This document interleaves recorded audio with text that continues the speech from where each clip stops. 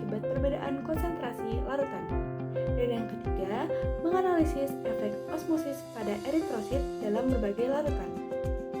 Baik, adapun alat dan bahan yang digunakan, yang pertama ada mikroskop, ada objek glass, ada cover glass, ada blood plunger pen, ada bak bedah, ada pisau bedah, ada aquades, larutan NaCl 5% dan 0,9%, methyl blue, darah manusia dan sampel darah kadal. Untuk langkah kerja sendiri, yang pertama ambil sampel darah dari kadal serta manusia, kemudian teteskan pada objek gelas. Yang kedua, ambil jaringan epitel pipi, kemudian letakkan pada objek gelas. Dan yang ketiga, tambah setetes larutan NaCl 5%, NaCl 0,9% aquades, kemudian tutup dengan menggunakan cover glass. Lalu amati di bawah mikroskop dan catat bentuk sel dan bandingkan perubahan eritrosit pada setiap larutan. Baiklah, selanjutnya kita akan masuk ke dalam pembahasan dari praktikum difusi dan osmosis pada ketiga sampel, yaitu ada darah kadal, ada darah manusia, dan juga ada sel epitel pada pipi manusia. Nah, kita mulai saja dari sel epitel pipi manusia. Pada sel epitel pipi manusia yang ditetesi dengan natrium 0,96, tidak terjadi perubahan pada sel epitel pipi tersebut, menunjukkan bahwa larutan ini bersifat isotonis terhadap sel. Tidak ada perubahan konsentrasi ion yang cukup besar untuk memicu pergerakan air melalui osmosis. Lalu, pada yang ditetesi dengan 5% natrium, sel mengkerut yang menandakan bahwa larutan hipertonik menyebabkan air keluar dari sel melalui osmosis sehingga sel mengalami krenasi. Nah, ini merupakan transport pasif karena melibatkan pergerakan air dari dalam keluar sel tanpa membutuhkan energi. Lalu yang ketiga, ketika ditetesi dengan aquades, tidak terjadi perubahan, menunjukkan bahwa larutan ini tidak cukup hipotonik untuk menyebabkan masuknya air yang signifikan ke dalam sel. Sel tetap dalam kondisi isotonis. Nah, selanjutnya kita masuk ke dalam darah kadal. Pada yang ditetesi dengan natrium 0,96, tidak terjadi perubahan apapun, menunjukkan bahwa larutan ini isotonis terhadap darah kadal. Tidak ada difusi ion yang signifikan ataupun pergerakan air melalui osmosis. Lalu selanjutnya pada natrium yang 5% tidak terjadi perubahan, yang menunjukkan bahwa sel darah kadal memiliki mekanisme osmoregulasi yang lebih kuat atau membrannya kurang permeabel terhadap ion natrium dibandingkan darah manusia. Lalu, pada yang ditetesi dengan aquades, sel mengembang sedikit yang menandakan adanya osmosis di mana air masuk ke dalam sel. Namun, sel tidak mengalami sitolisis, yang berarti membran sel cukup kuat untuk menahan tekanan osmotik. Lalu pada sampel yang terakhir atau sampel yang ketiga, pada darah manusia, natrium 0,96 tidak terjadi perubahan, menunjukkan bahwa larutan ini bersifat isotonis terhadap darah manusia. Tidak ada difusi ion yang signifikan atau perubahan tekanan osmotik yang menyebabkan pergerakan air masuk ataupun keluar secara berlebihan. Lalu, pada yang ditetesi dengan 5% natrium, sel mengkerut dan bahkan menghilang, menandakan krenasi akibat paparan larutan hipertonik. Osmosis menyebabkan air keluar dari sel darah merah sehingga volumenya berkurang drastis. Ini merupakan transportasi pasif karena terjadi secara alami tanpa membutuhkan energi tambahan. Lalu yang terakhir, ketika ditetesi dengan air ataupun aquades, sel mengembang sedikit, menunjukkan bahwa larutan hipotonik menyebabkan air masuk ke dalam sel melalui osmosis. Namun, karena tidak terjadi sitolisis, ini menunjukkan bahwa sel darah manusia dapat menahan tekanan osmotik hingga batas tertentu sebelum pecah. Nah, sekarang kita masuk ke bagian pembahasan yuk. Sebelumnya, kalian tahu nggak sih apa itu sel? Sel merupakan unit struktural dan fungsional dari makhluk hidup. Sel itu terdiri dari membranplasma, sitoplasma, organel, dan juga inkuson. Nah, pada sel itu terjadi pergerakan zat yang melalui membran. Membran plasma memegang peran penting dalam proses ini.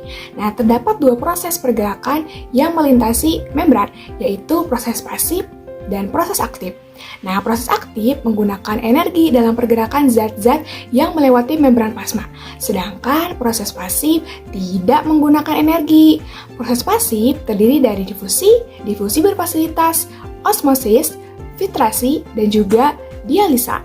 Sedangkan proses aktif terdiri dari transport aktif, fagositosis, dan juga pinositosis. Nah, apa sih itu difusi? Difusi merupakan suatu proses berpindahnya suatu zat dari tempat dengan konsentrasi zat yang lebih tinggi ke tempat dengan konsentrasi zat yang lebih rendah. Nah, difusi zat terlarut dari suatu larutan ke dalam larutan lainnya dapat berlangsung melalui suatu membran dengan permeabilitas tertentu, yaitu permeable untuk zat tersebut. Nah, permeabilitas dari suatu membran ada 3 macam, yaitu impermeable atau tidak permeable.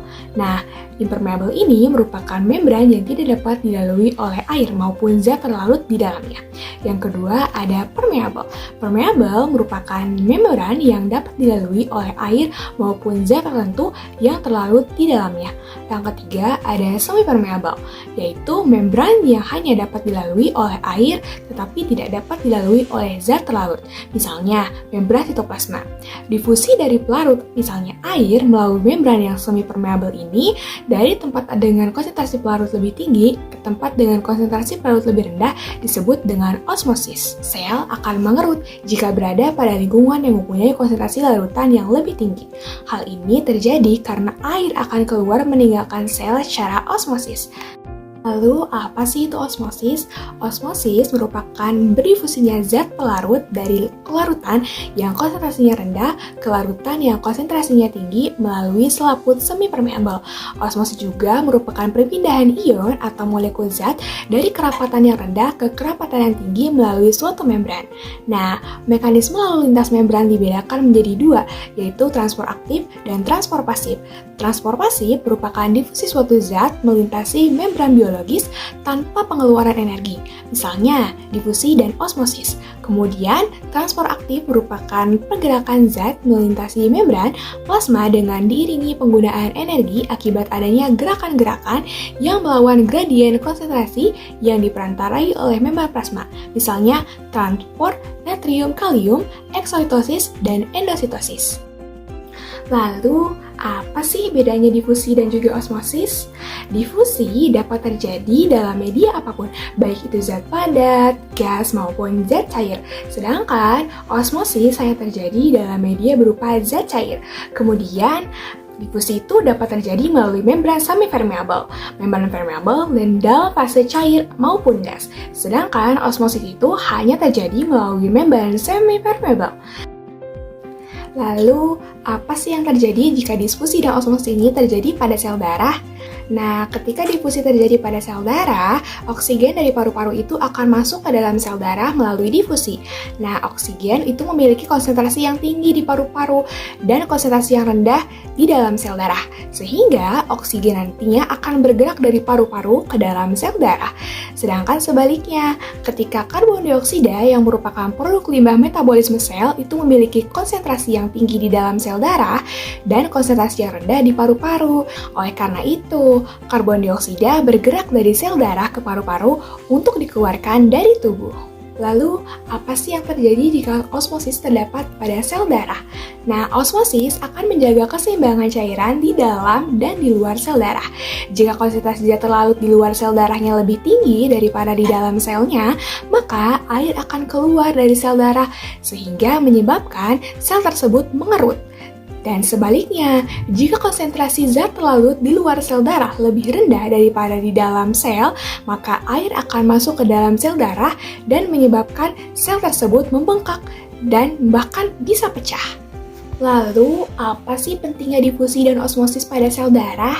Difusi nantinya akan memungkinkan sel darah untuk mendapat oksigen dan nutrisi yang dibutuhkan, serta membuang karbon dioksida dan produk limbah lainnya. Sedangkan osmosis dapat membantu menjaga keseimbangan cairan di dalam dan di luar sel darah, yang penting untuk menjaga bentuk dan fungsi sel darah yang optimal. Berdasarkan konsentrasi zat terlarutnya, larutan dibedakan menjadi 3 jenis, yaitu larutan hipotonik, larutan hipertonik, dan juga larutan isotonik. Lalu, apa sih itu larutan hipotonik? Larutan hipotonik merupakan larutan yang memiliki konsentrasi zatnya itu lebih rendah daripada larutan yang lain. Nah, jika sel dimasukkan ke dalam cairan hipotonik ini, maka air akan cenderung masuk ke dalam sel karena sel memiliki konsentrasi zat terlarut yang lebih tinggi. Akibatnya, sel bisa membengkak seperti balon yang diisi air terlalu banyak dan akhirnya pecah. Lalu, apa sih itu larutan hipertonik? Larutan hipertonik merupakan larutan yang memiliki konsentrasi zat terlarutnya itu lebih tinggi daripada larutan lain. Nah, pada sel, faktor penyebab hipertonik ini karena adanya konsentrasi zat terlarut di luar sel yang lebih tinggi daripada di dalam sel, sehingga konsentrasi air di luar selnya juga akan lebih rendah daripada di dalam sel. Nah, sedangkan isotonik merupakan larutan yang memiliki konsentrasi zat terlarutnya itu sama dengan larutan lain. Faktor penyebab isotonik pada sel adalah karena konsentrasi zat terlarutnya itu di luar selnya sama dengan di dalam sel. Konsentrasi air di luar selnya juga sama dengan di dalam sel. Lalu, apa yang terjadi jika tiga kondisi tadi terjadi di luar sel? Yang pertama, ketika lingkungan di luar selnya itu terlalu hipotonik, sel dapat pecah karena terlalu banyak air yang masuk. Hal ini dapat berbahaya jika terjadi pada sel-sel penting, contohnya sel darah merah. Yang kedua, jika lingkungan di luar selnya itu terlalu hipertonik, maka sel akan kehilangan air dan mengerut. Hal ini dapat mengganggu fungsi sel dan bahkan menyebabkan kematian sel. Ketiga, ada kondisi isotonik. Lingkungan isotonik adalah kondisi yang ideal bagi sel. Dalam kondisi ini, sel dapat berfungsi dengan normal karena tidak ada perubahan volume sel yang signifikan.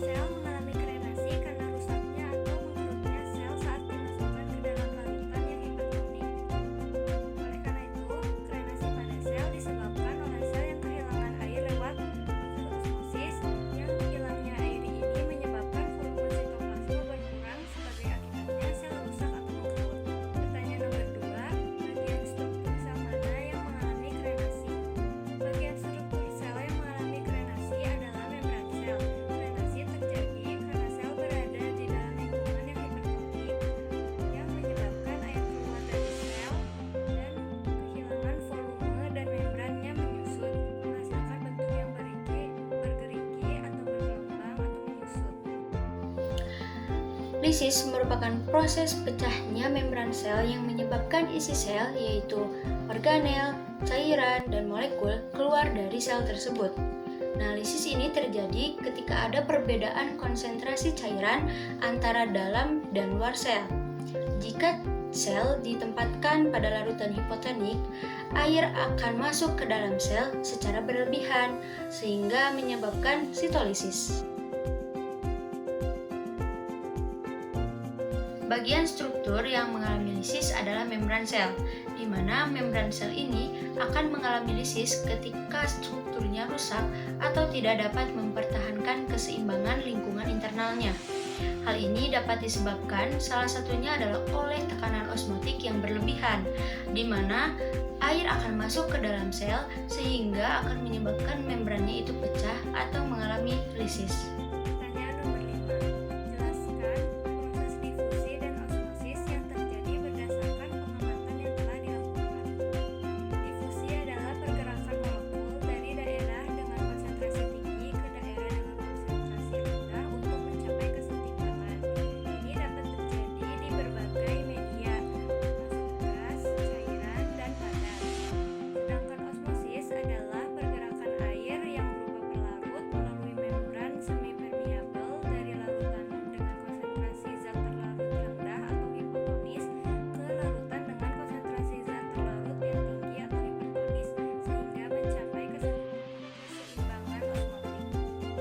Baiklah, kita akan masuk ke kesimpulan dari praktikum yang telah kami lakukan.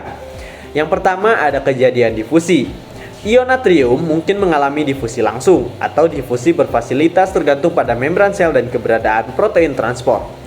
Nah, pada sel darah dan epitel pipi tidak ada indikasi jelas bahwa ion natrium berpindah secara signifikan. Lalu pada kejadian yang kedua, yaitu osmosis, terjadi pada darah manusia dan kadal ketika ditetesi larutan hipertonik ataupun air keluar menyebabkan krenasi, dan atau larutan hipotonik, air masuk menyebabkan sedikit pengembangan sel. Nah, lalu ada kejadian transport aktif ataupun pasif. Nah, semua pergerakan dalam praktikum ini terjadi secara pasif, baik melalui osmosis maupun difusi, tanpa adanya indikasi penggunaan energi oleh sel. Nah, lalu selanjutnya kita akan masuk ke efek hipotonik, hipertonik, dan juga isotonik yang terjadi. Nah, yang pertama ada kejadian krenasi. terjadi pada epitel pipi dan darah manusia dalam larutan 5%. Lalu selanjutnya ada plasmolisis, terjadi pada epitel pipi dalam larutan natrium yang berkonsentrasi 5%. Lalu selanjutnya ada isotonis, terjadi pada epitel pipi dan darah saat ditetesi natrium yang berkonsentrasi 0,96%. Nah, yang terakhir ada kejadian sedikit sitolisis. Nah, ini terjadi pada darah, kadal, dan juga manusia dalam Aquades, tetapi tidak menyebabkannya sampai pecah.